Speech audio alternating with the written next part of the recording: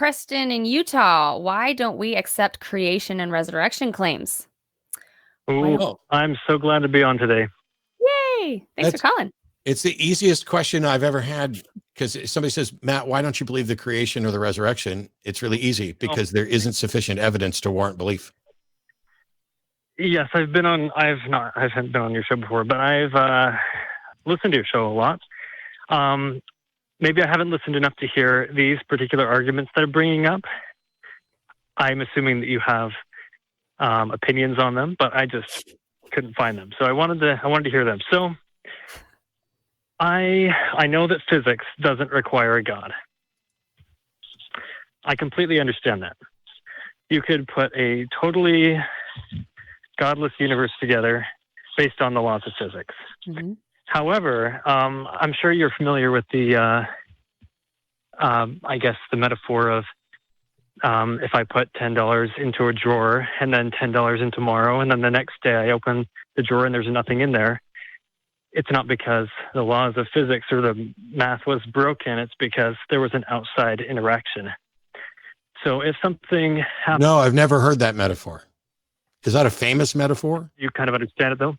I get it. If no. I put $10 in a drawer and I come back and it's missing, something happened to that $10. Okay. Yeah, it wasn't math that was broken. It was an outside force. So... Well, I don't know that it was an outside force. Something happened. I need an explanation. If I put $10 in this drawer right here and I come back later and it's gone, I need an explanation for it. I don't know what the candidate explanations are yet, although I can start listing some. At no point would I be justified in claiming that there's a supernatural candidate until somebody demonstrates a supernatural candidate that should be included on the list. Yeah. I guess what I'm just saying is, if your $10 goes missing, it's not that money just disappears sometimes. Somebody took it. Except no. This is the problem.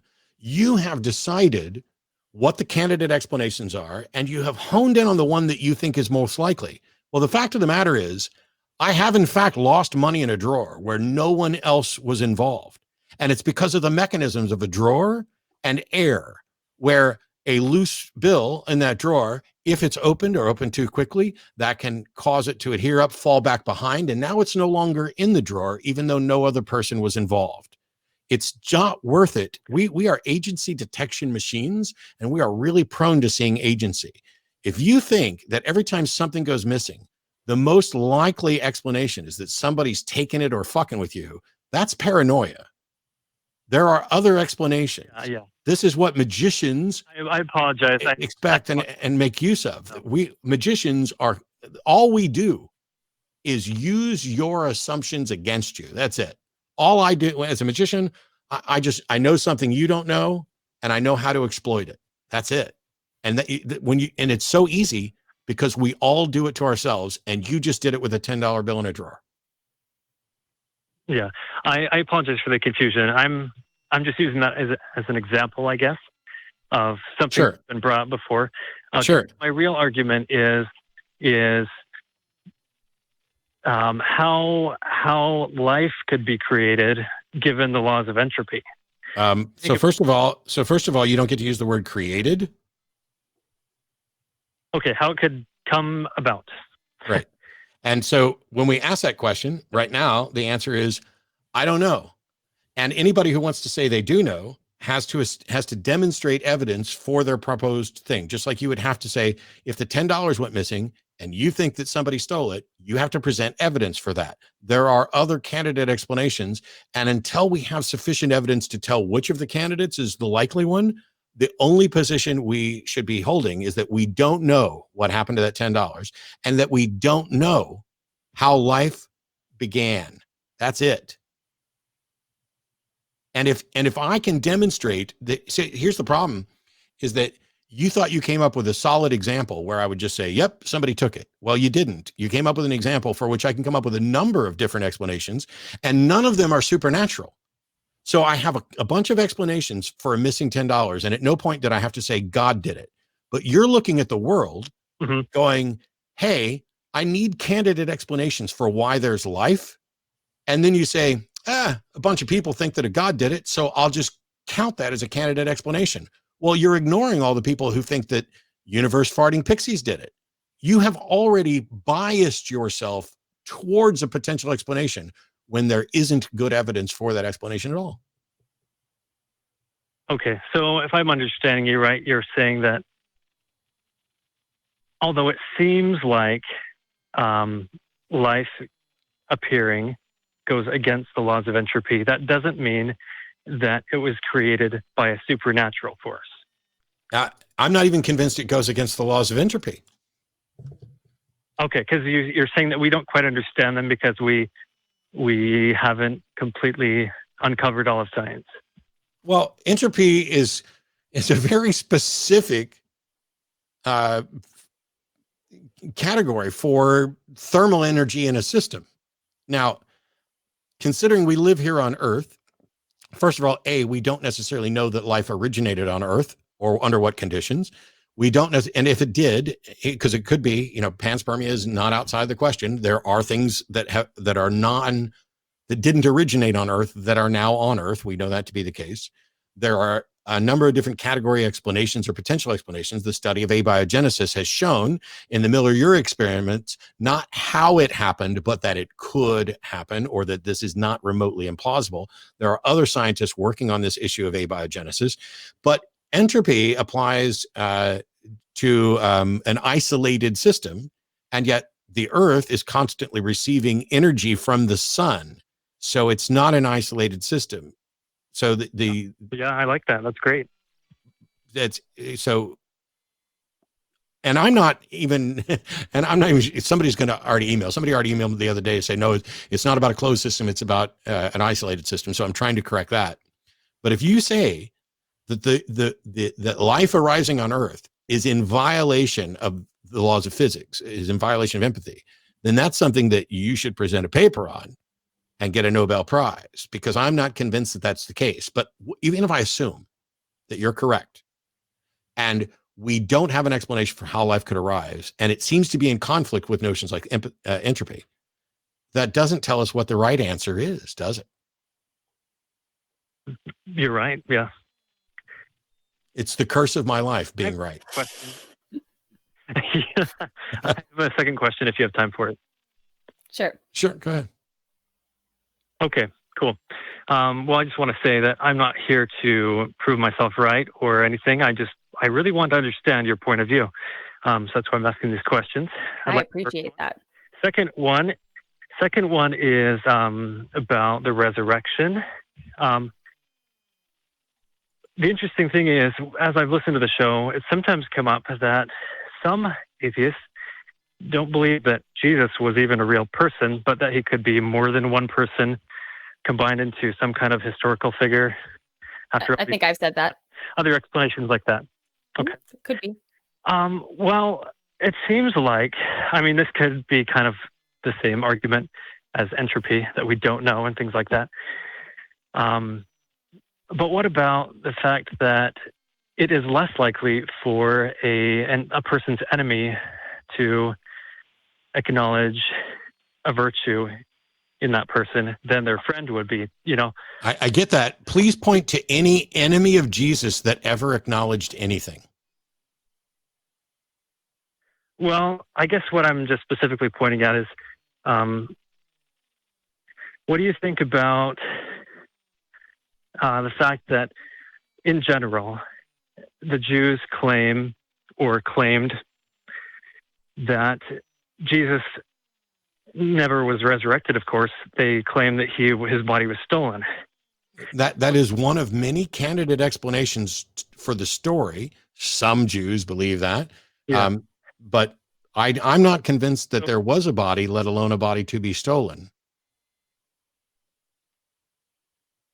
Okay, so why? Let's see. But I can't rule it out. Here's the thing: if a group of people who don't even like Jesus would say that his body was stolen, therefore, who are these people? Name one Jew who ever said that the body was stolen, who had access to the information. The fact that, so here's what happened. Somebody told a story about Jesus, and as it spread, other people said, well, what about this? Well, what about this? Well, what about this?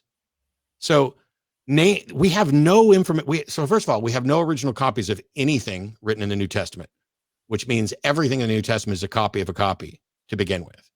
We don't know who wrote a good chunk of them, and we have no way to investigate any of them.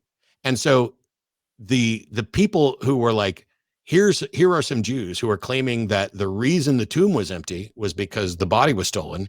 You cannot point to any of those Jews. You cannot interview any of those Jews. That's like me saying, hey, I really didn't do it. And I have 10 friends who can vouch for me and 3 friends who suggest that they know somebody else who stole the body, but I'm not going to let you talk to any of them. Mm-hmm. You're believing stories about stories about stories, and you're counting it. You actually use the word fact.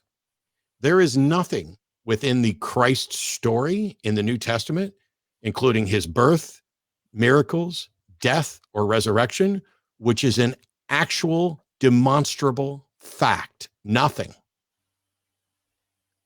Now, I guess in that situation, just the stories that you're talking to, see, okay, Saul had a Damascus Road experience, changed his name to Paul. He wrote some books, but there are books in the New Testament that are attributed to Paul, which we know are forgeries and know were written by somebody else.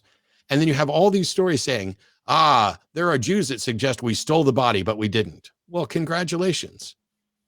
Please provide what the actual story was. Because when you start saying, I believe Jesus was bodily resurrected, and there are people out there who claim we stole the body, but we definitely didn't do that. Nobody in that room at that moment should believe it, let alone people 2,000 years later reading about it from anonymous accounts that are copies of translations of copies. Okay. Yeah, I think I understand that. All right. So I just have a quick question. So are you looking for proof?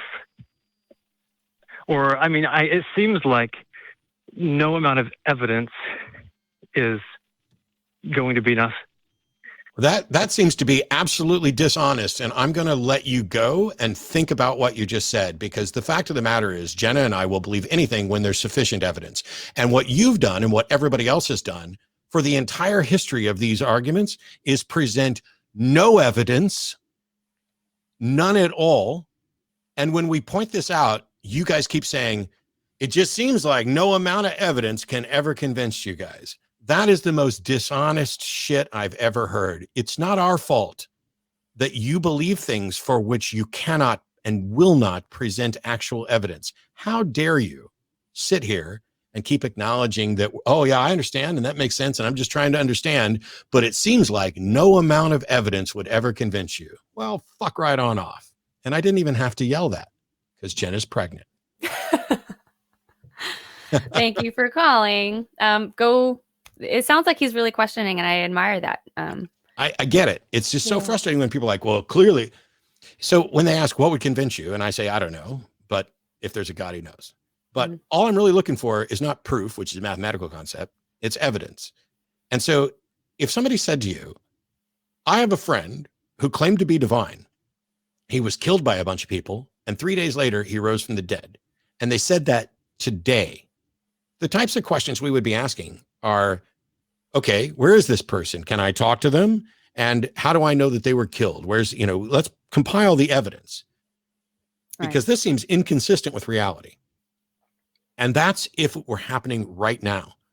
If Jenna, who I love and adore, said that her best friend just came back from the dead, I would not believe her. I would want evidence. And if she said, well, I can't provide any evidence, but you're just too skeptical, and I don't think any amount of evidence would convince you, I would be a little bit worried about my friend's rationality. If my friend says this and isn't talking about an actual friend of theirs that they investigated, but a story from an anonymous author that they read, which has been passed around for thousands of years, why on earth is that more believable? And if you're trying to justify this and you're trying to convince people of this, and at every turn they just say, I'm not convinced, I'm not convinced, I'm not convinced, and you just can't get past that, I'm wondering why you're convinced.